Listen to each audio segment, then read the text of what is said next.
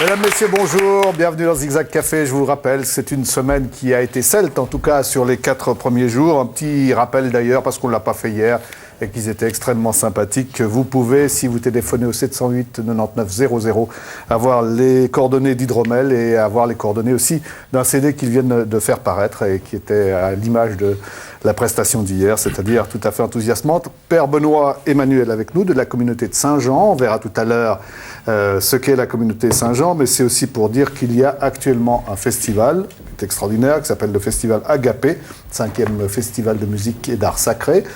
Jean-François Kister, ça ne vous trouble pas? Ça, c'est un bon sujet. Ah oui, tout à fait. C'est même passionnant, la musique ancienne. Vous l'écoutez régulièrement? J'ai des disques de musique ancienne, effectivement. On n'arrivera pas à troubler cet homme-là. Je vais pas cher Alex. Et puis, Ariane Schwitzgebel, pardon, vous êtes claveciniste, vous êtes la responsable de ce festival. On fera le point tout à l'heure. Tout à l'heure, on aura aussi l'occasion d'entendre un extrait de la pièce de Jean Anouilh, Thomas More, avec Odile Mallet, Geneviève Brunet et Alain McMoy. Mais au tout début, j'aimerais peut-être, et puis surtout dire que dans 10 minutes environ, sur notre plateau, Montserrat Figueras, peut-être si vous deviez, madame, nous présenter Montserrat Figueras, que diriez-vous? Qu'elle est merveilleuse. Oui, Sotia, elle est merveilleuse. C'est difficile, hein, mais je crois que c'est quelqu'un qui nous révèle toute l'âme d'un pays. Et là, je dirais qu'il remonte aux sources vraiment de la musique d'une manière extraordinaire, qu'il l'interprète depuis de très nombreuses années et qui a été formé dans le répertoire des troubadours, dans le répertoire de la musique ancienne, donc qui est vraiment pleinement à l'aise dans ce répertoire. On la retrouve tout à l'heure. Dire aussi que nous aurions voulu avoir, elle est la marraine en quelque sorte du festival, nous aurions voulu avoir Jordi Savall. Vous savez qui est Jordi Savall, naturellement, violiste, comme on dit. Ne serait-ce qu'il faut bien commencer par un petit bout dans la culture. Peut-être Tous les matins du monde, ça doit vous rappeler quand même une musique tout à fait extraordinaire, un interprète tout à fait extraordinaire. Jordi Savall est en concert actuellement dans le cadre du festival. C'est la raison pour laquelle il n'est pas sur ce plateau. Mais peut-être pour se plonger dans l'ambiance, puis on sait que vous êtes très intéressé par cela, si nous faisons un petit détour par Saint-Jacques-de-Compostelle, ça a du sens. Un détour par Saint-Jacques ou avoir plutôt Saint-Jacques comme objectif. Toute cette semaine, nous étions en pays celte. On a rappelé que la Celtide originelle, elle est quelque part entre le pays des Helvètes et celui des Gaulois. Et puis, on était en Bourgogne chez Henri Vincenot avec tous ces initiés du druidisme, initiés de toute une série de connaissances, initiés de la franc-maçonnerie aussi, puisque ce sont ceux qui ont permis de construire les cathédrales pour les moines et pour ceux qui allaient faire le chemin de Saint-Jacques. Et avec Guy Brognaud, le peintre qui n'est pas là aujourd'hui mais qui était avec nous toute cette semaine, nous nous sommes rendus dans tous ces lieux et avec lui nous sommes allés voir une toute petite chapelle qui s'appelle la chapelle des Griottes, qu'on trouve à la fois dans les bouquins de Vincenot et qui est aussi une invite à partir sur le chemin de Saint-Jacques-de-Compostelle. Entendu.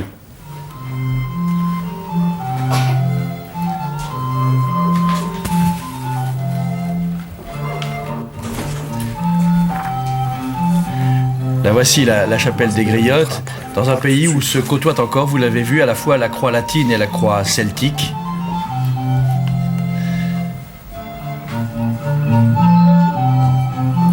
C'est une de ces chapelles, qu'on pourrait dire chapelle des pauvres, dans ces itinéraires parfois tout à fait anonymes, qui permettaient à toute l'Europe de converger d'abord vers les Pyrénées et ensuite d'aller droit jusqu'à Saint-Jacques-de-Compostelle et au-delà jusqu'à la mer.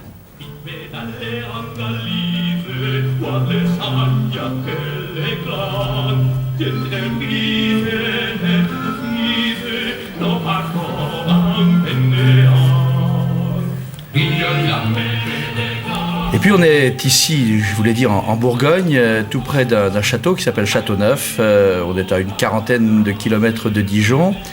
Et ce château de Châteauneuf Vous allez le voir, d'abord, il a une silhouette quasiment de théâtre, et il était l'une des étapes assez anonyme, elle aussi, pas aussi importante que Vézelay, toute proche, mais une des étapes sur le chemin de Saint-Jacques. Et vous allez voir qu'à un de ces donjons, aujourd'hui encore, au sommet d'un de ces toits en pente, il y a encore le drapeau qui porte les trois coquilles qui sont celles du chemin de Saint-Jacques-de-Compostelle.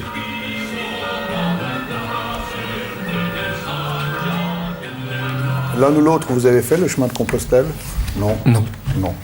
J'ai été à Compostelle. Vous étiez à Au Compostelle? moment de la Journée mondiale de la jeunesse, il y a plusieurs années, quand le Saint-Père avait réuni tous les jeunes. C'était magnifique. Jean-François Christelle. Je le pratique régulièrement à petite dose, puisque chaque année, je conduis des gens de l'association suisse Les Amis du Chemin de Saint-Jacques en direction de Saint-Jacques-de-Compostelle, chaque fois plus loin. Qu'est-ce que ça veut dire, ça, en direction de Saint-Jacques-de-Compostelle? Vous sortez du canton de Genève et vous arrêtez, là? Mais non, on va par exemple, jusque vers Belay, et puis Oui. l'année suivante, on va de Belay à Valence, Ah, l'année d'après, voilà. on va de Valence à Pont-Saint-Esprit, et D'accord. ainsi de suite. Vous êtes un coquillard, déjà?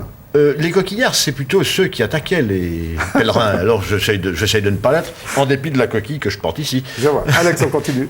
Oui, alors on peut continuer quelques instants sur ce chemin. Tout de même, il va nous amener tout doucement vers le sacré, vers cette musique du Moyen-Âge. Nous sommes là maintenant quelque part du côté des Causses. On a passé le Puy-en-Velay, mais on n'est pas encore tout à fait aux Pyrénées. Il s'en faut encore d'une bonne dizaine de jours de marche. Et on y va en compagnie de Jean-Jacques Danallet et de son ânesse, Anaïs. Qui avait été les invités de Zigzag Café, d'ailleurs. Absolument.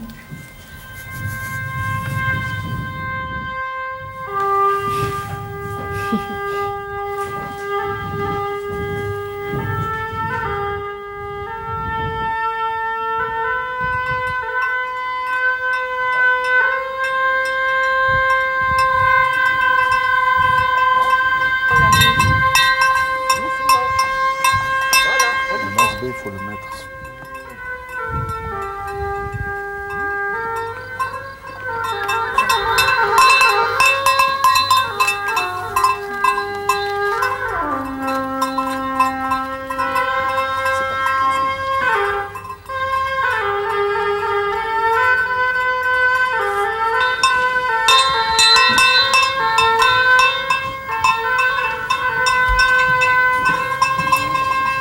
Moi, je vous ai senti un peu hésitant là sur Saint-Jacques-de-Compostelle.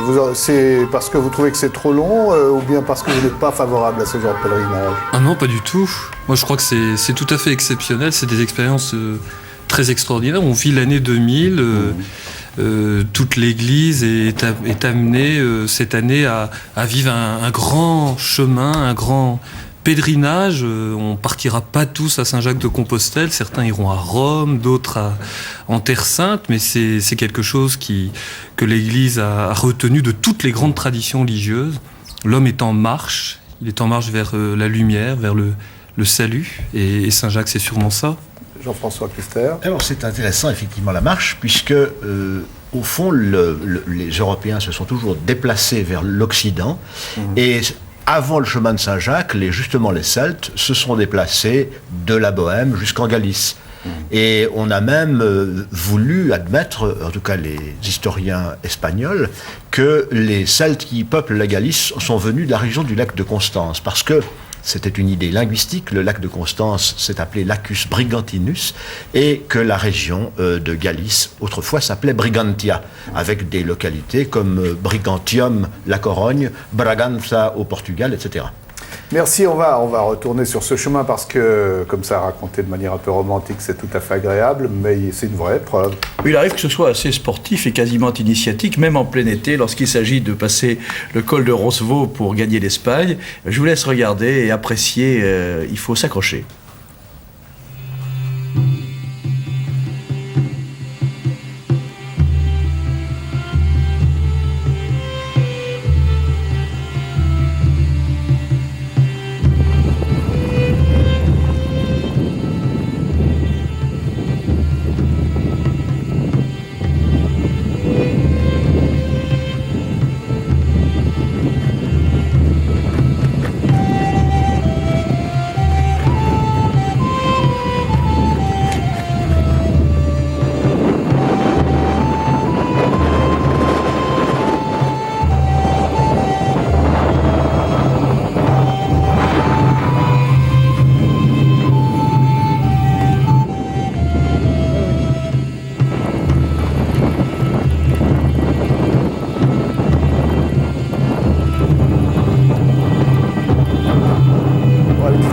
Que vous inspirent ces images-là?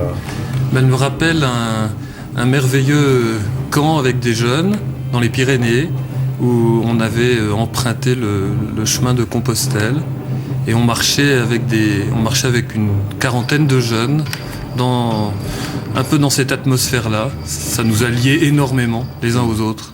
J'imagine. On va terminer. On va pas refaire tout le voyage de Compostelle. Nous l'avons fait pendant une semaine à Zigzag Café. C'était simplement une espèce de prolongement à la réflexion qu'on a eue sur le sang du monde celtique. Et pour revenir à ce que vous disiez, il y a tout de même quelques images. Quand on parle en Europe, généralement du Finistère, on pense qu'il s'agit du Finistère de la Bretagne, mais c'est vrai qu'il y a un autre Finistère qui est le Finistère tout au bout de l'Espagne, après même Saint-Jacques-de-Compostelle, et c'est là qu'à l'origine allaient les premiers pèlerins. Tout à fait, ils allaient donc il y a plusieurs caps à partir de Saint-Jacques-de-Compostelle, le Finistère plus au nord, le cap Corrubedo au centre, et dans la région de Vigo, il y en a aussi un, et effectivement, les pèlerins allaient souvent jusqu'au bord de la mer, et là vous avez près du cap Corrubedo le site de Castro de Barroña. C'est un site qui correspond à ce qu'on appelle chez nous un oppidum. Castro, c'est un oppidum, et on sait même le nom de ce site puisque les Romains l'appelaient Vicus Spacorum, mais le pèlerinage a commencé un peu plus tard, et c'est toujours vers cette mer-là et vers cette région-là que les pèlerins allaient chercher ces fameuses coquilles Saint-Jacques, parce qu'à Saint-Jacques-de-Compostelle, les coquilles Saint-Jacques, il n'y en a pas. Il faut jusqu'au bord de la mer pour les amener. C'est un peu voilà. Bon, allez, je vous propose, si vous voulez bien, que nous entrions maintenant dans le 5e Festival de musique et d'art sacré qui se déroule actuellement à Genève. Il a commencé depuis 2 jours, ça se passe très très bien, on va avoir l'occasion de s'en rendre compte. Et puis, je vous l'ai promis tout à l'heure, Montserrat Figueras va être avec nous dans quelques minutes, peut-être le temps de vous remémorer, de se replonger dans cette musique de la manière la plus simple, je vous l'avais dit, et pas la plus évidente non plus. C'est un extrait de Tous les matins du monde, Jordi Savall, qui est actuellement en concert dans le cadre du festival. Images et musique.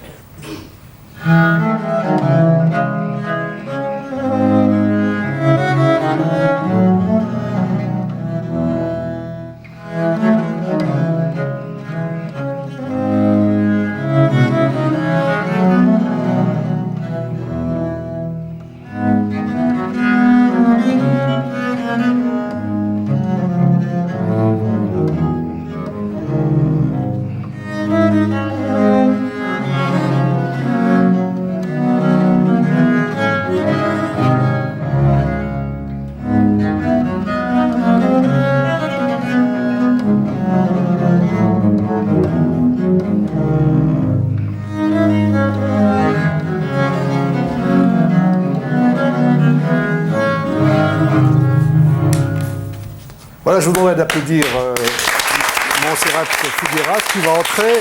C'est un moment merci madame, si vous voulez bien prendre position, c'est un moment tout à fait exceptionnel. Elle sera accompagnée par Begonia Olavide au Psalterion. On vous donnera tous les détails tout à l'heure, mais écoutez, parce qu'au sortir du pèlerinage de Compostelle, dans les moments de réflexion et de démarche de l'homme vers le sens de sa vie, eh bien, il y a des chants aussi beaux que celui que vous allez entendre.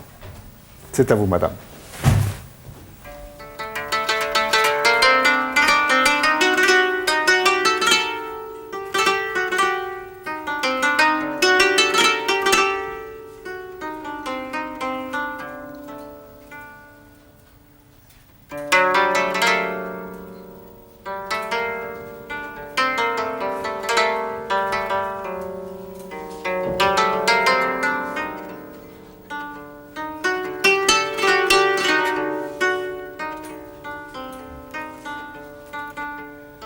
Porque lloras, blanca niña? Porque lloras, blanca flor? Lloro por vos, caballero,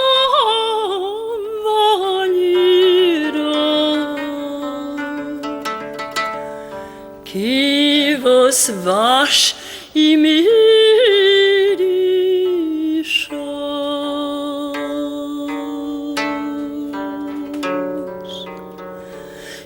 deixas,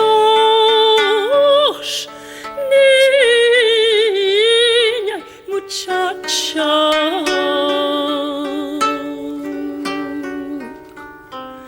Chica y de poca ira, tengo niños chiquiticos,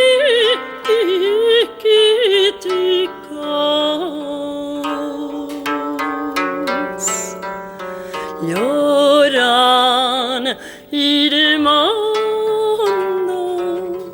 pan.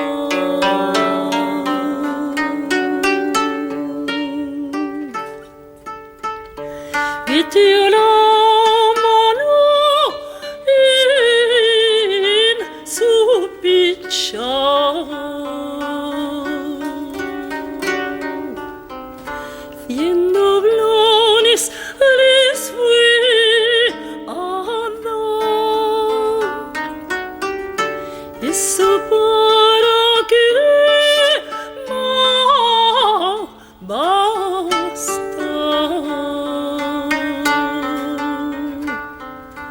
Para vino para pan.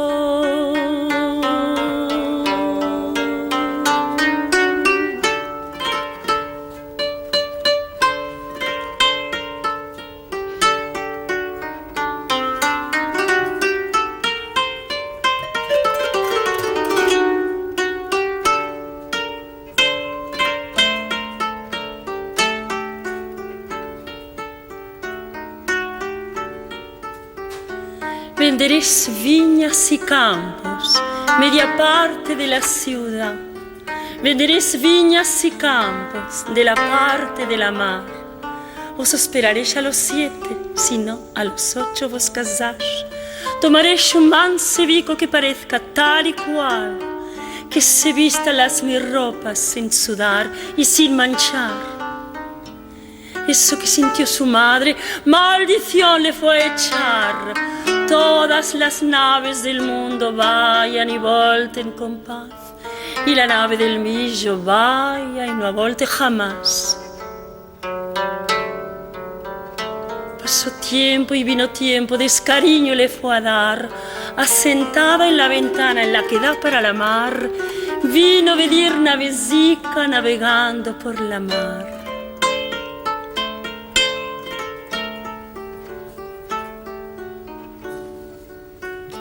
Pasó tiempo y vino tiempo, descariño le fue a dar. Asentada en la ventana, la que da para la mar.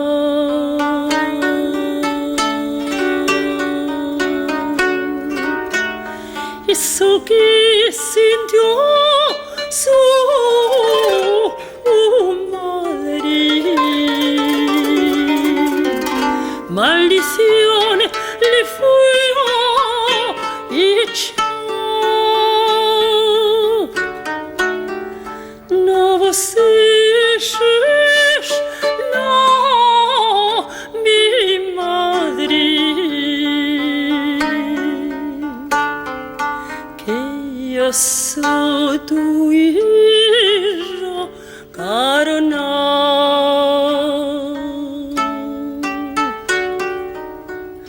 Y así besan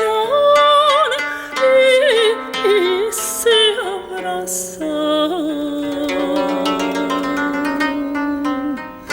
y se van a pasear, y así besan y se abrazan y se van a pasear.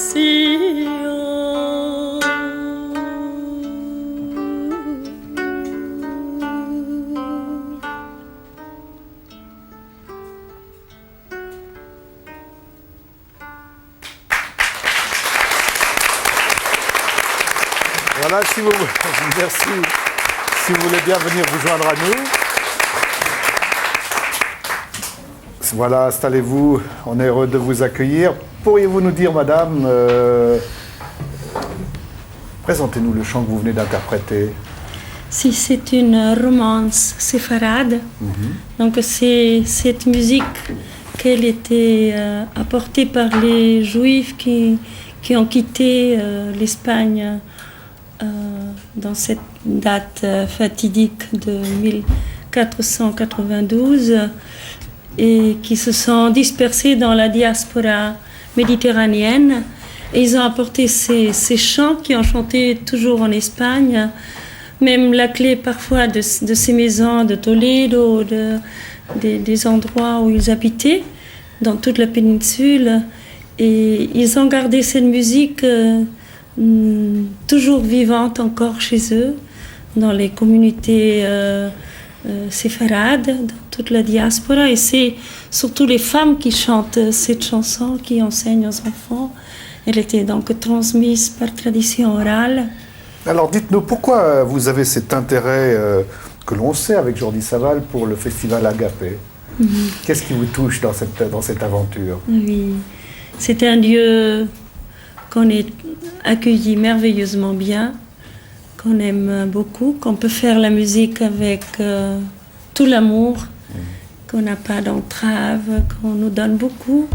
Et c'est aussi la possibilité de faire une musique religieuse, aussi profane, mais donner une priorité peut-être à la musique religieuse d'une manière complète, parce que c'est là où on se sent très bien accueilli et dans ce sens à tout le sens et dans cette église toute simple, mais que la musique, elle prend le chant, elle prend aussi tous les aspects de voix parlée, de silence, de ce silence que laisse exprimer l'âme. Mais tout à l'heure, on parlait de ceux qui font le chemin de Compostelle, pour aller jusqu'à Saint-Jacques-de-Compostelle, même un peu plus loin.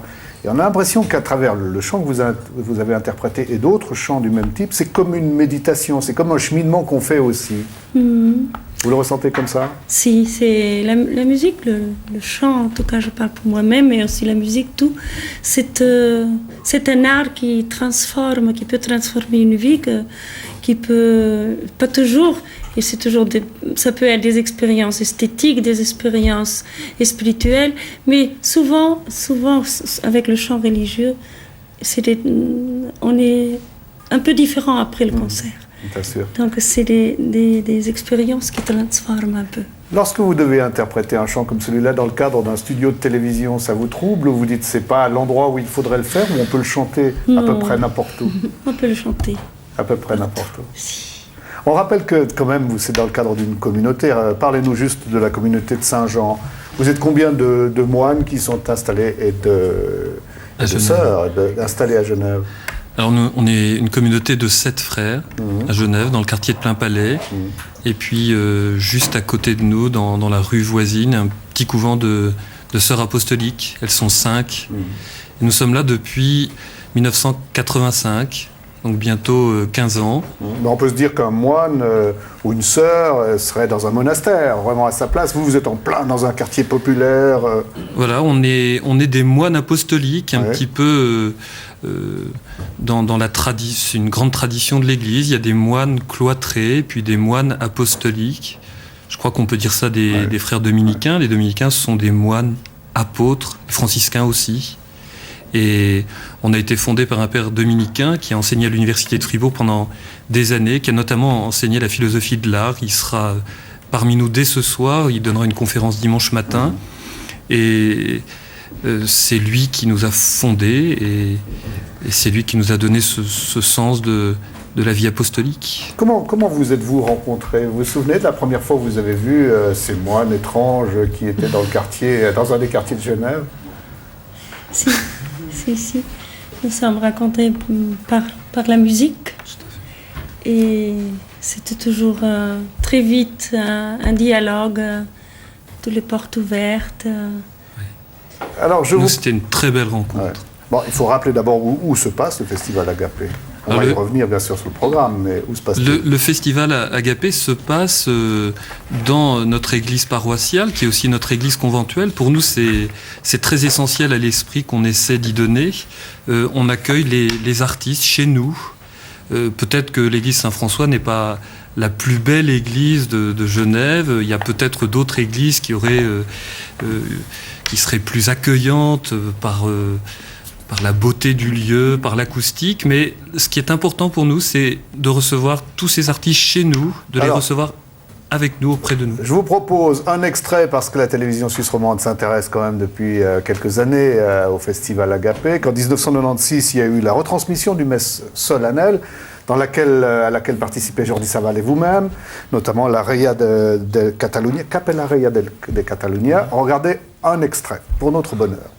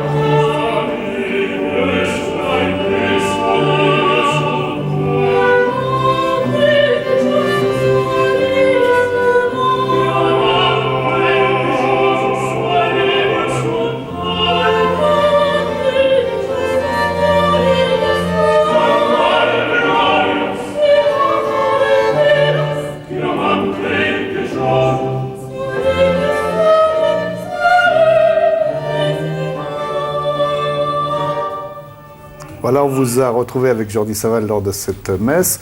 Est-il vrai que Jordi Savall ne s'intéressait pas à la musique qu'avant 15 ans et qu'il l'a découverte comme ça lors d'un requiem de Mozart? C'est ce que j'ai entendu raconter, moi. Non, il a chanté depuis son enfance, oui, avec les Scolani, on dit, un groupe de petits enfants dans son collège. Donc il a chanté depuis qu'il avait 6 ans. Il a toujours chanté. Et c'est quand il a perdu la voix, vers 12-13 ans, il était un peu triste. Oui. Et il a cherché, il a étudié le solfège et il a trouvé le violoncelle. Et oui, écoutant un requiem de Mozart, en petit ensemble, il était amoureux du violoncelle. Il paraît que là, il aurait dit ça sera la passion de ma vie. Si. Avec le violoncelle. Et après, c'était la viole de gambe.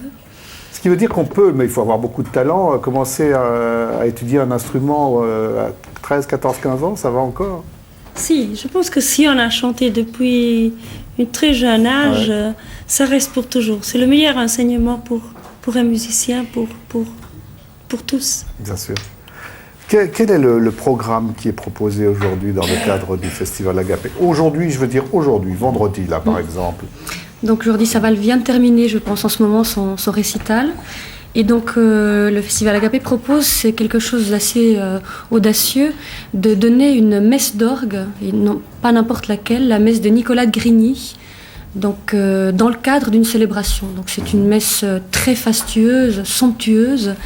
Et en fait, dans l'église Saint-François de Sales, qu'est-ce qu'elle est? Mais il y a un instrument qui est somptueux et qui est un grand 50 jeux français, donc complètement baroque, et qui est un instrument qui convient magnifiquement pour une messe d'or de cette ampleur. Dites-nous quand est-ce qu'on peut vous entendre à nouveau?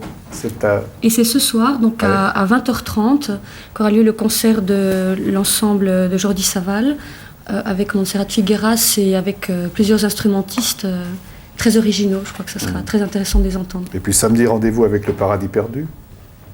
Tout à fait, encore.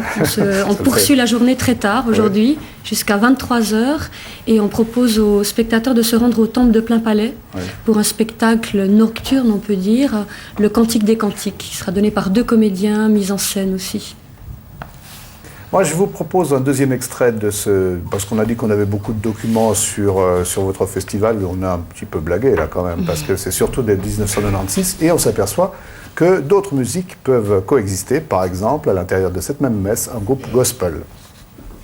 I just want to thank you, Lord.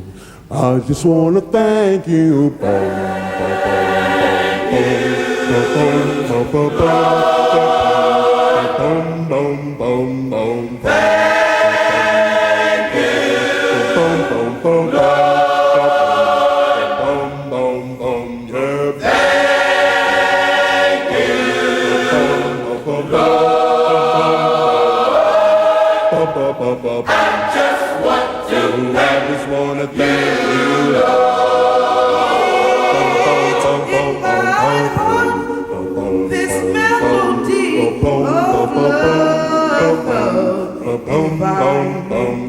It's in my heart while Christ is mine.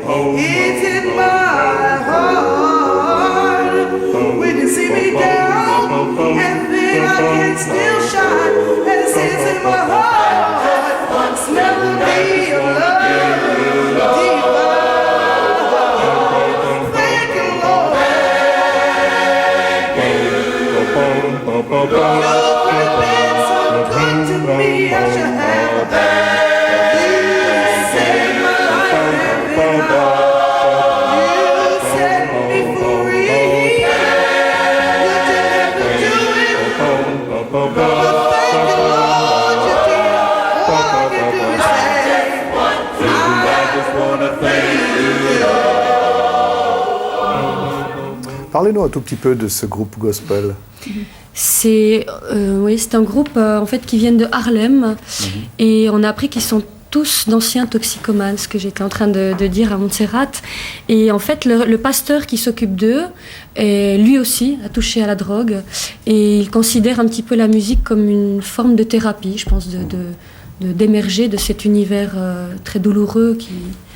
Et en fait, voilà, tous ces chanteurs sont venus encadrer, pas n'importe comment, encadrer et proposer vraiment cette musique, et on sent que ça sort des tripes, ça les aide aussi à sortir de cet univers, je pense. Demain, le Paradis perdu, on va quand même y venir, parce que j'ai remarqué, on parlait tout à l'heure de pèlerinage, et vous avez des chants de pèlerinage qui viennent de l'abbaye. Ce soir, oui. Pardon, qui viennent de l'abbaye de Montserrat. Comment fait-on pour retrouver ces chants-là? Est-ce qu'ils sont à disposition à l'abbaye de Montserrat, près de Barcelone, ou comment avez-vous fait? C'est un manuscrit qui s'appelle le livre vermell, le livre rouge de Montserrat. C'est tous ces chants de pèlerins et aussi des chants plus d'église, plus travaillés, plus polyphoniques, qu'on a interprété au moment des fêtes, au moment des rencontres. C'est des chants merveilleux il y a quelques-uns qu'on pourrait danser. Donc il y a le mysticisme, il y a la joie, il y a la danse, il y a tout. Donc c'est un plaisir, c'est un manuscrit précieux. Il est à Montserrat. Toujours, Est-ce qu'il y a un certain nombre de chants que vous avez ou que d'autres ont redécouvert parce que simplement ils étaient là, bien sûr, dans un manuscrit, mais oubliés de beaucoup?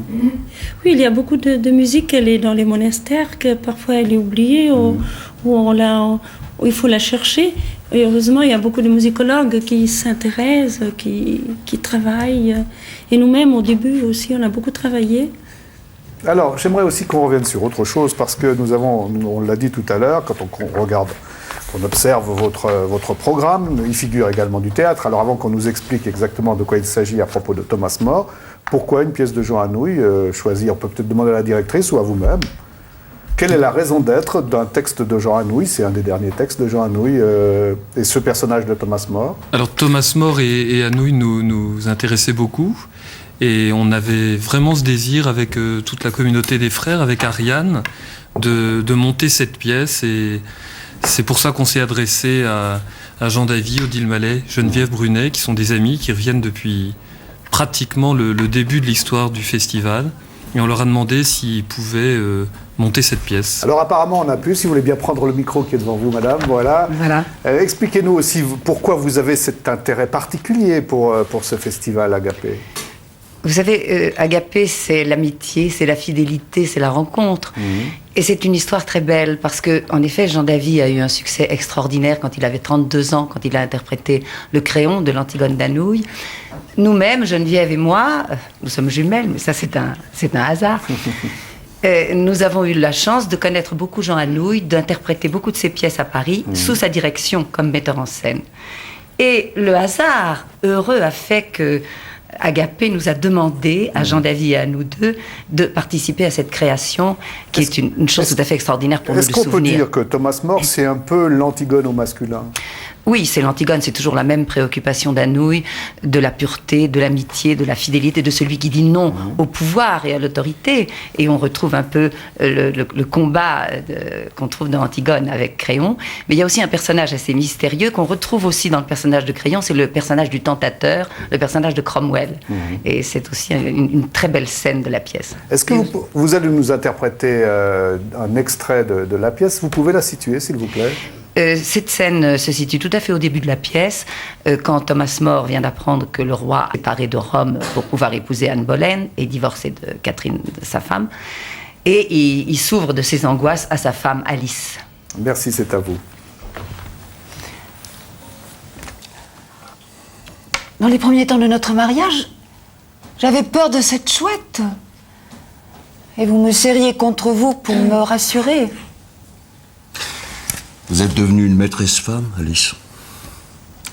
Vous faites marcher toute cette maison et vous n'avez plus peur des chouettes.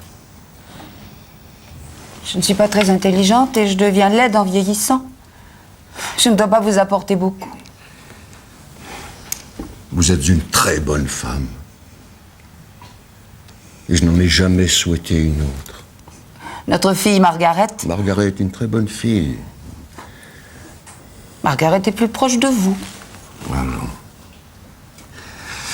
Votre âme a quelques aspérités, Alice, mais elle est claire, comme celle d'une petite fille. Laissez pas un vilain sentiment s'y glisser. Vous êtes tourmenté en ce moment, inquiet, malheureux. Et ce n'est pas à moi que vous vous confiez. Je ne me confie à personne. Je suis laide, mais je suis votre femme. Et il est malsain de garder un tourment tout seul. C'est l'affaire du mariage du roi qui vous tourmente. Oui. Après le refus de notre Saint-Père d'annuler l'ancienne dispense qui lui a permis de s'unir à notre vertueuse reine Catherine, le roi a fait appel au Concile général, son dernier recours, pour tenter d'obtenir l'annulation de son mariage. Mais le Concile général, peut-être à dessein, tarde à être réuni. Et j'ai appris, dernièrement, que le roi va députer une commission de juristes et d'évêques auprès de Cramer, l'archevêque de Canterbury, pour régler selon sa volonté cette annulation avec le seul clergé d'Angleterre. Mais le roi ne vous en a pas touché un mot. Il vous laisse en dehors de cette affaire. Elle ne vous concerne pas. Si le roi sépare l'Église d'Angleterre du siège de Rome, Alice, Cela nous concernera tous. Moi le premier. Dieu nous fasse la grâce, ma femme, que les choses que je prévois ne soient pas confirmées quelques jours par des serments. Car ce jour-là, Ce jour-là, ma conscience est comme vous, Alice, une très bonne femme, mais un peu difficile à vivre. Et ce jour-là, il faudra ou que je me brouille avec elle, ou... Merci beaucoup.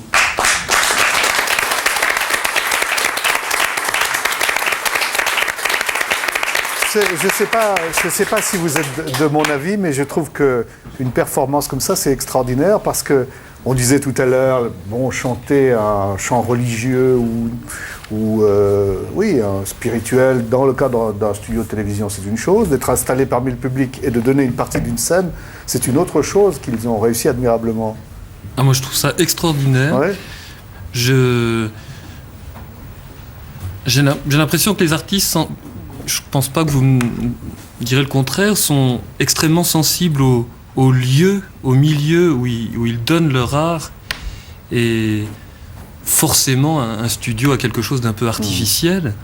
Et c'est ce que nous essayons d'ailleurs durant le festival de développer pour les artistes, que les artistes puissent être reçus dans un lieu qui est vivant, dans un lieu qui est habité, dans un lieu où ils sont aimés, où ils sont attendus, où ils se sentent chez eux.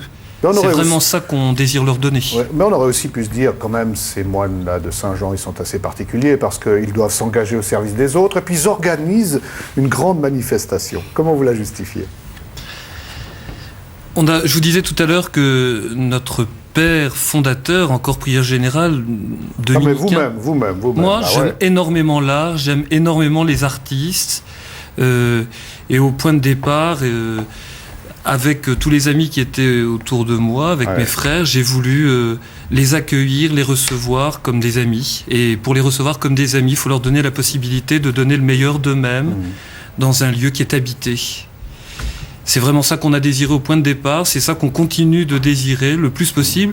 Hier, je parlais avec un artiste sous la tente vers 1h du matin, parce que le festival, c'est tous les spectacles, mais c'est aussi tout ce qui se vit sur le parvis et qui dure. Il y a un artiste qui me disait, au fond, au Festival Agapé, tout est renversé. Vous faites ce festival pour nous. Et ça m'a beaucoup touché, parce que c'est vraiment ça qu'on désire. Ce festival, on le fait pour les artistes, comme un cadeau. On leur donne un lieu qui est le plus amical possible et ils nous rendent tout parce qu'en les accueillant comme ça, ils nous donnent ce qu'ils ont de meilleur. Est-ce qu'on peut dire que, pour les spectateurs naturellement, mais pour la communauté, pour vous, le chant perdure, il y a une façon d'entrer en démarche spirituelle qui est encore accentuée par le chant ou par la musique ou par ce que vous avez entendu. Ça ne s'agit pas que d'un spectacle, si je vous ai bien compris. Ben moi, il me semble que ce festival, on a parlé de pèlerinage tout à l'heure. Vous nous avez dit que vous m'avez posé la question si j'étais d'accord avec le fait que de tous ces pèlerinages à Saint-Jacques-de-Compostelle. J'ai l'impression que ce festival Agapé, il est comme un pèlerinage qui dure 5 jours. Pour nous, c'est le temps du cénacle, c'est un temps de recueillement, c'est un temps de beauté, c'est un temps d'attente, c'est un temps d'amour, de vérité. Et ce qu'on désire vraiment, c'est vivre ça autour de la beauté, de tous ceux qui aiment la beauté. Et je crois que tous ceux qui sont venus au Festival Agapé ressentent ça très fortement. C'est pour vous aussi une forme de pèlerinage, un festival comme celui-là. J'aime bien l'image, moi. Si, c'est aussi le lieu où il y a un dialogue. Un dialogue très ouvert dans tous les aspects, les choses qui... Pour vous, qui êtes une artiste internationale, très très sollicitée, est-ce que ce festival, il a une petite place particulière dans votre année ? C'est sûr. Oui. Si. À cause de ça, à tout ce qu'il a expliqué, on se sent accueilli, on se sent en dialogue, on se sent ouvert à de choses qui se passent. Merci madame. Encore un ou deux rendez-vous, il y en a ? Oui, tout à fait. Samedi après-midi, à 17h, l'ensemble Assai Voci, un ensemble aussi connu internationalement, qui proposera des madrigaux de Monteverdi, tirés du 8e livre, madrigaux amoureux et guerriers. Le soir, donc Thomas More, dimanche soir, à la salle des fêtes de Tonnerre. samedi soir, pardon. Et dans la On journée est du tout à fait dimanche. brouillé avec les jours, là, j'ai l'impression. Et dans la journée du dimanche, ça c'est le concert de clôture du festival. À 16h, une maîtrise d'enfants, la maîtrise de Versailles, assez prestigieuse. Et ça, c'est une tradition depuis le premier festival Agapé. Nous avons toujours invité une maîtrise. C'est là que Jordi Saval a découvert la musique. C'est les maîtrises qui chantent tout ce patrimoine merveilleux de l'Église. Merci beaucoup. Jean-François Kister, on va se quitter après une semaine. Bon, je crois que c'était bien de la conclure comme ça, non? Je trouve passionnant et je dois dire que je voudrais quand même dire une petite Mais note. oui. J'ai fortement apprécié ce jeu de rôle, car au fond c'est une scène qui est destinée à illustrer le XVIe siècle et qui peut se dérouler parfaitement comme ça, dans un site. Et avec des costumes d'aujourd'hui, on n'a pas ce sentiment de dépaysement. Le sentiment, la profondeur, l'exigence du sentiment est la même. Vous ne trouvez pas, vous, qu'on ne joue pas assez Jean Anouilh? On ne retrouve pas assez l'exigence de Jean Anouilh? Peut-être bien qu'actuellement, effectivement, ça Il nous manque un peu La ça manque un Sauvage, il peu. nous manque un peu Antigone, il nous manque Tout à fait. Thomas More. C'est l'occasion d'y aller. Hein. Tout à fait. Oui. Moi, si je peux rajouter une toute petite chose par rapport à la question que vous me posiez, pourquoi une communauté religieuse organise un festival. Ça l'a troublé quand même. Oui, vous ça avez vu, hein. me trouble, mais ça me pousse, j'ai envie d'y répondre parce Oui, que allez-y, je crois que allez-y. ça donne l'image de notre festival. La beauté, c'est la gratuité. Et c'est là où ça rejoint l'amour. Le festival Agapé, c'est la gratuité dans tout ce que ça a de plus simple, de plus vrai. C'est là où il y a une communion d'âme qui se fait. Un chanteur hier me disait cette musique que j'ai chantée hier, c'est la thérapie de mon âme. Alors vous avez touché mon âme. Eh bien, oui, c'est ça, c'est d'âme à âme. Merci. Je vous propose que nous terminions avec Discantus, que nous avions reçu déjà mercredi, parce que je crois que c'est la meilleure illustration de ce que vous venez de dire.